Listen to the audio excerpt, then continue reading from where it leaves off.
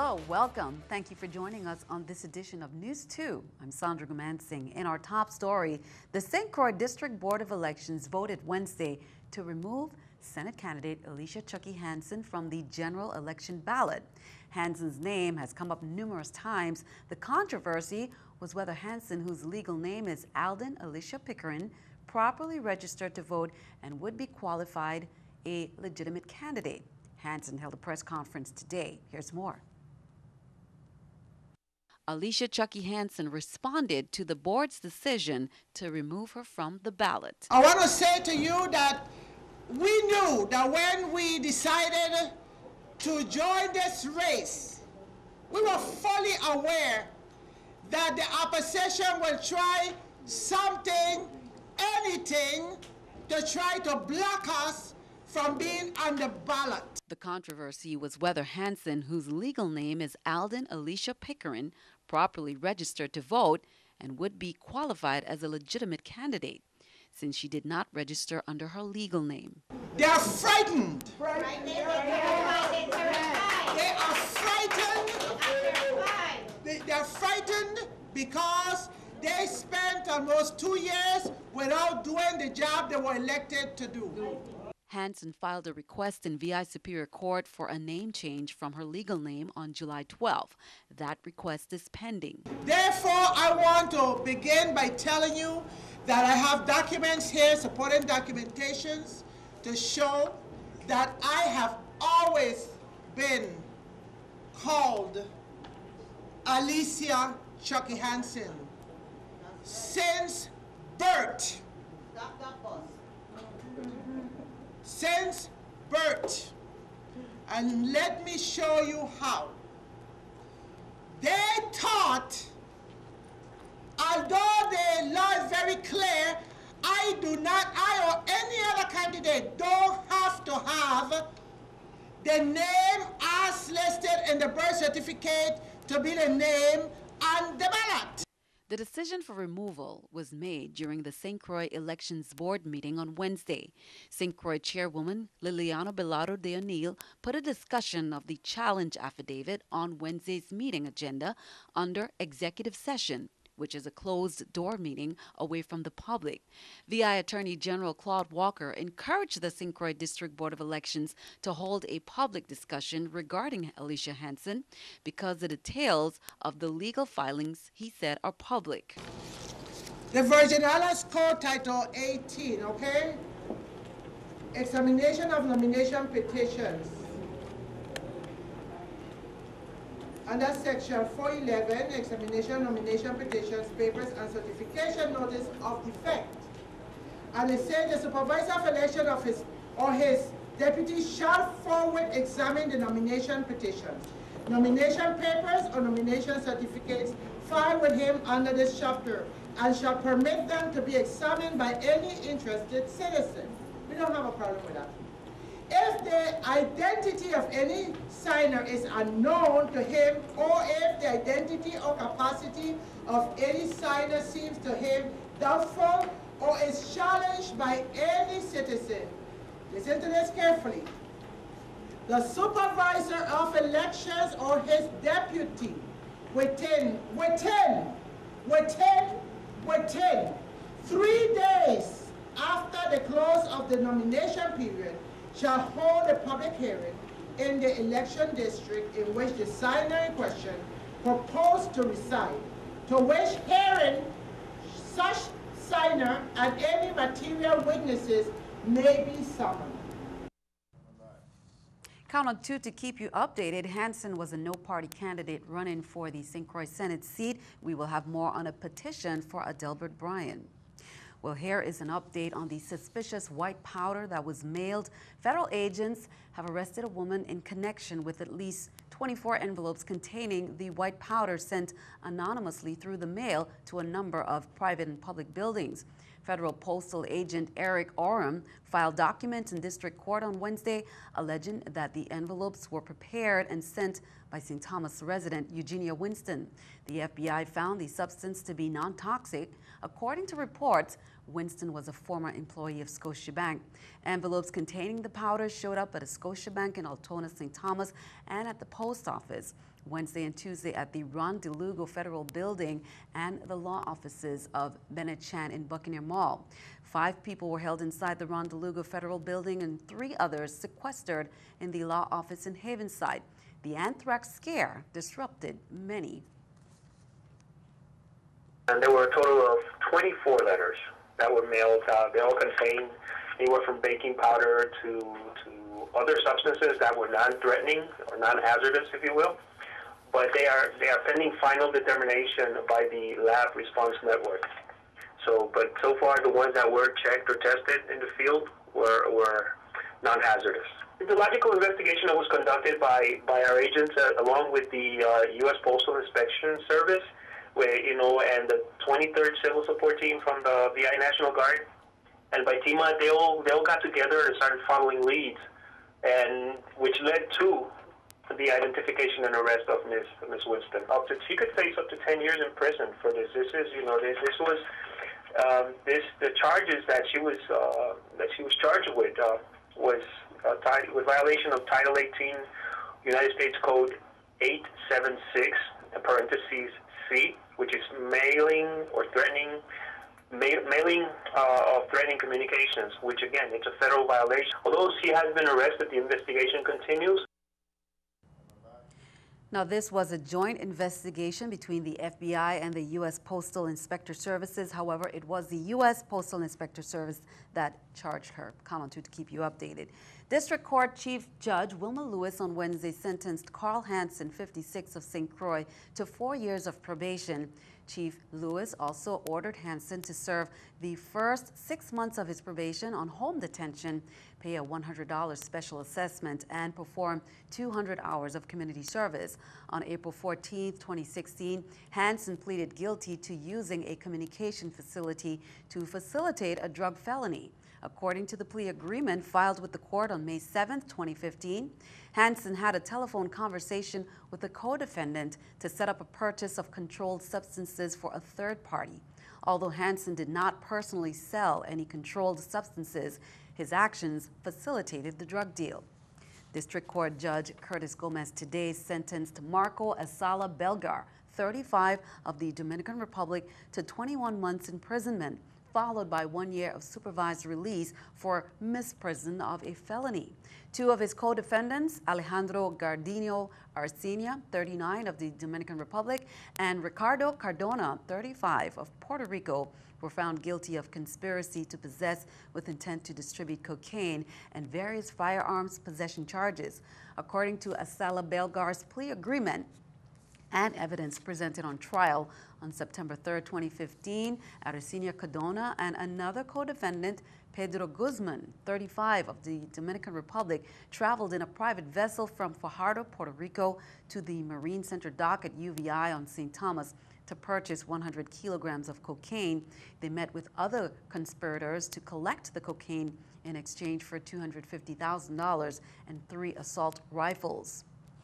In proclamation coinciding with the observance of Labor Day, Governor Kenneth Mapp designates September to be Labor and Management Awareness Month in the USVI. It is designated to honor hardworking men, women, and employers of the territory. The proclamation notes the history of sacrifices and current efforts, which have brought us closer to the realization of a democratic society and political and social freedom at home and abroad. He urges that workers take advantage of the many programs offered by the Virgin Islands Department of Labor. And speaking of Labor Day, are you ready for the annual Smith Bay Association Parade on Monday? Organizers say this year it's expected to be a bit better than ever. One addition you will hear is the new name, officially called Louvi, in recognition of the main man, Officer Roy Chesterfield. Here's more. The 6th annual Labor Day Extravaganza and Parade.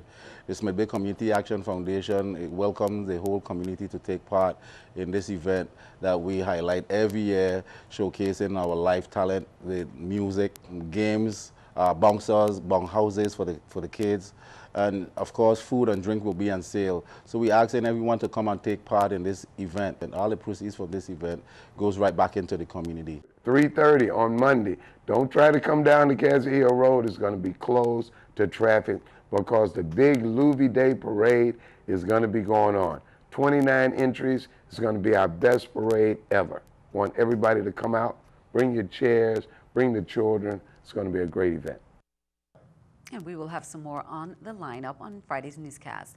Well, last night's meeting was well attended. The new tip-in fees begin October 1st. The VI Waste Management Authority invited commercial haulers, self-haulers, businesses, and residents to a series of town hall meetings to discuss the implementation.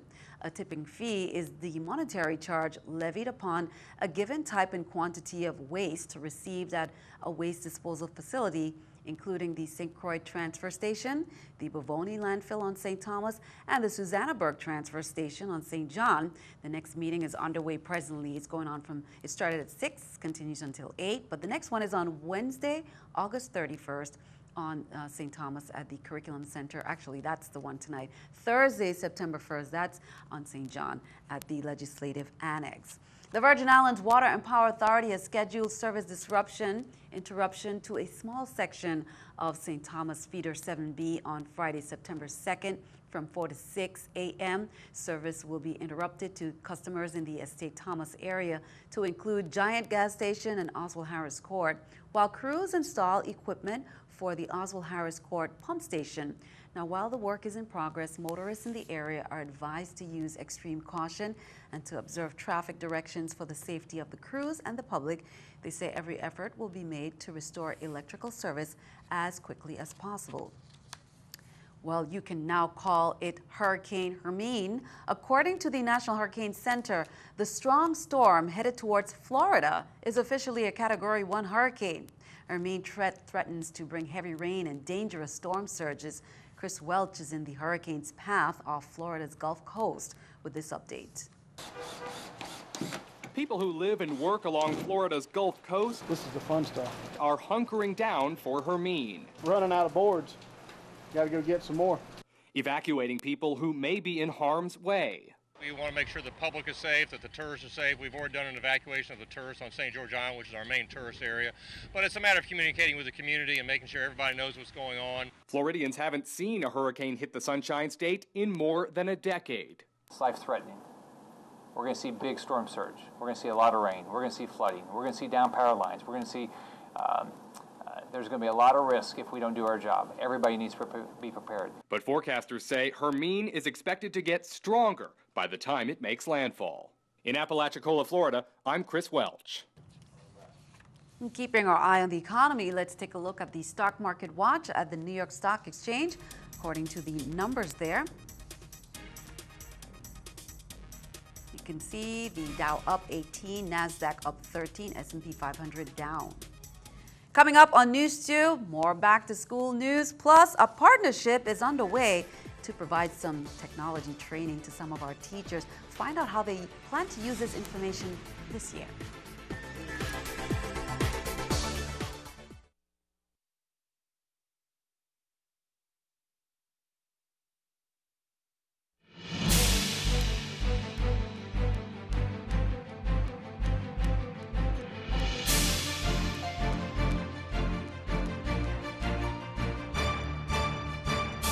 Welcome back. As we reported on Tuesday, the Committee on Education and Workforce Development, they began their 2016 tour and assessment of public schools on the island of St. Thomas and St. Croix. The tour on St. Thomas was held on Tuesday and Wednesday. Tours began today on St. Croix, September 1st, with the Claudio Marco Elementary School, Arthur Richards, Eulalie Rivera Complex, Alfredo Andrews, and John H. Woodson. Now on Friday, September 2nd, they will aim for the tours at Elena Christian, the Central, Ricardo Richards, Lou Muckle, Juanita Gardine, and Pearl B. Larson. Tomorrow is the last day of the United Way Stuff the Bus school supply drive. 2 drop-off boxes have been placed in each St. Thomas and St. Croix's innovative business office lobby. Employees and visitors are encouraged to fill these boxes with school supply donations for local school children. Suggested items include composition books, markers, number 2 pencils, and more. Also, in other news, the Department of Human Services Office of Preschool Services Head Start program, they're announcing the commencement of the new school year. The first day of school will be Tuesday, September 6, 2016. St. Thomas St. John District Center sites include Bavoni, Cruz Bay, Nude Hansen Complex, Lindbergh Bay, Minetta Mitchell Complex, Savang, and Willem George Complex. On St. Croix District Center sites include Anna's Hope, Christiansted, Concordia, Frederickstead, Kings Hill, Marley, Prophet, and Richmond. Now, the extended day classrooms are 7:30 a.m. until 5:30 p.m., whereas the full day classrooms are from 7:45 a.m. until 3 p.m. NCCE Professional Learning Project partnered with the Department of Education in the U.S. Virgin Islands to provide professional development through technology integration to improve teaching and learning in St. Thomas. A conference was held recently with about 80 teachers in attendance at the BCB school recently, and here's more. In 2014, NCCE partnered with the Department of Education and the USVI to provide professional development through technology integration to improve teaching and learning.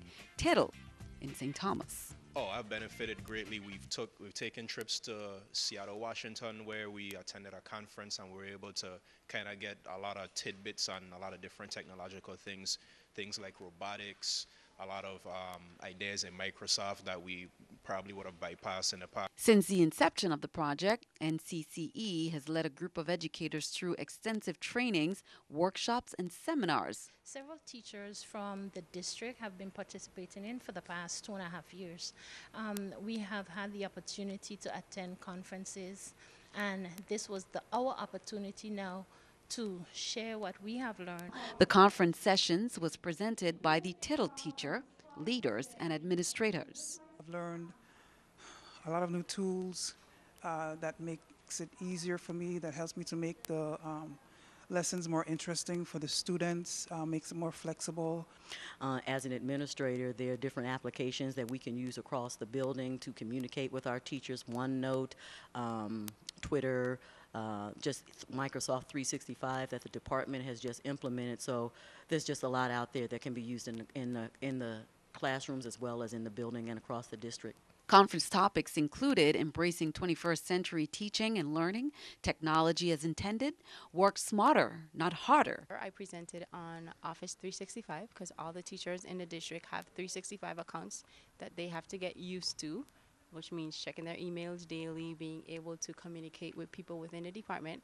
And soon the students, the secondary students, would have 365 accounts. So it would be easier for teachers and students to communicate back and forth with each other. It's one of my favorite applications that we've learned over these past 2.5 years. It's called OneNote. So for sure, I know that I'll be doing that in my classroom. It will help me to organize myself. It will help me to get organized for the students.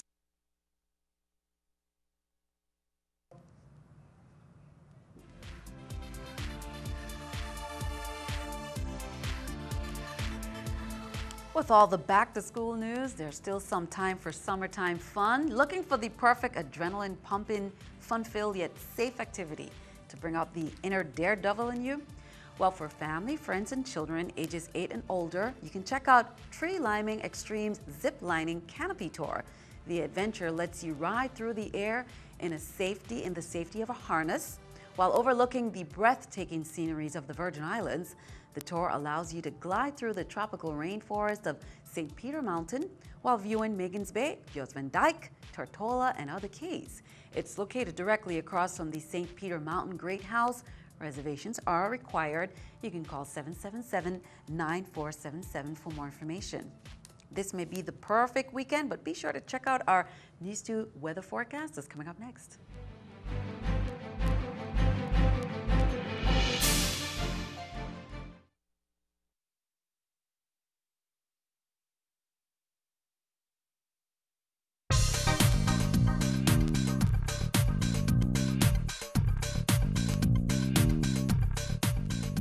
Thanks, Sandy. Well, we've had a little bit of of rain today here in the islands, but it's mostly just been a passing trade wind shower. Now, as we look a little bit closer at the satellite radar here, you can see those showers. They haven't been too strong. We're dropping a lot of rain, and that's going to continue throughout the week. Now, into tonight, we'll see a passing shower or two. 82 degrees for your low tonight. Heading into tomorrow in St. John, 91 degrees, some clouds and sun. Those showers will probably move out throughout the morning. Nothing too strong or out of the ordinary. And the same goes for St. Thomas, 91 for your high. Suns and clouds, a possible shower in the area as well. St. Croix, 91, still a shower or two in the area. Still just a trade wind shower, nothing really different that we're looking at. Now, your marine forecast in the Atlantic, those waves, they're not too high, but they could be causing some issues for the small craft. So we have a small craft advisory in place. Your wind sitting at about 10 or 15 knots out of the east. And the same goes for the Caribbean side. We're sitting at 3 to 5 feet. That small craft advisory still in effect, 10 to 15 knots from the east for your winds. Take a look at your extended forecast. You can see we'll have those showers throughout the week, but come Sunday and Monday, there's a system that we've been watching develop across the Atlantic that's going to be pushing into our area Sunday night, bringing possible stronger storms as well, this tropical wave, and that's going to continue into Monday morning as well. Take a look at Tuesday. It's going to start to clear out after that wave moves through our area. Stray shower though, 89 degrees for your high. So overall, looking pretty rainy. Back to you, Sandy. Thank you for that. Time for our News 2 weather picture there by Sadie Richardson of Gladys Abraham Elementary School. VI Life. That's what it's all about. Smooth sailing, beautiful weather, typical VI weather right there, Sadie. Thank you for that. Send us your News 2 weather picture to News 2 Weather, Innovative Business Center, and the address right there on the screen, 22 Park Street 300, St. Thomas, VI. Be sure to include your name, age, school, and brief description of your work of art. Tune in to see it right here on News 2. That is all for now. We'd like to thank you for joining us. I'm Sandra Gumansing. Have a wonderful evening.